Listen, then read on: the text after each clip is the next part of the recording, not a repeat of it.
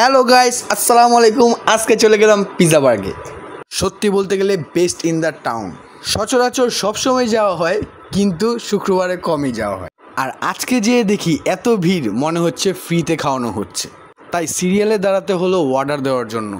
আর দূর দেখেই আমার মেয়ে আমাকে দেখছে, ওই দেখা যায় পিৎজা বার্গ, ওই আমার বাবা। আর আমি সিরিয়ালে দাঁড়িয়ে কোনো মতো ধাক্কাধাক্কি করে আমার মেয়েকে হাত দেখালাম, হ্যালো।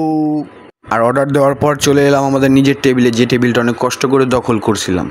সহজে পাওয়া যাচ্ছিল না কোনো টেবিল।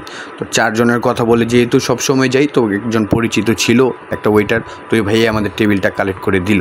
আর তাদের ব্যবহার, যারা গেছেন মোটামুটি সবাই জানেন তাদের ব্যবহার অনেকই ভালো। যারা যারা বিয়ে না করছেন তারা যেতে পারবেন, জামাই আদর পাবেন। তারা এমনভাবে ট্রিট করবে মনে হবে তাদের বাসার জামাই। যেমন মনে করেন যাওয়ার সাথে সাথেই গেট খুলে বলবে, হ্যালো ভাইয়া কেমন আছেন। মনে হবে 15-20 বছর আগের থেকে আমাকে চিনে। কে আসছেন, একা আসছেন কি, আঙ্কেল আসেনি, ভাইয়া আসেনি, ভাবি আসেনি, হ্যাঁ বাবু কেমন আছো। আর কি নিজের মধ্যে একটা আর কি ভেপি ভাব আইসা পড়ে আর কি। ওনারা এত খাতিরদারি করে।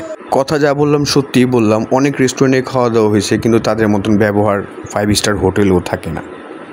দেখা যায় ছোটো ছোটো বাচ্চা নিয়ে গেলে অনেক ডিস্টার্ব করে, তো তারা বাচ্চাদেরও অনেক কেয়ার করে।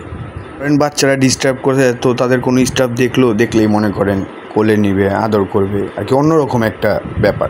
তাদের স্টাফ, ম্যানেজার, ওয়েটার যা আছে আর কি, সবাই মোটামুটি তাদের ব্যবহার আচার আচরণ অনেক ভালো। আর তাদের ব্যবহার যেমন, তাদের খাবারও তেমন, তাদের খাবার দামও তেমন।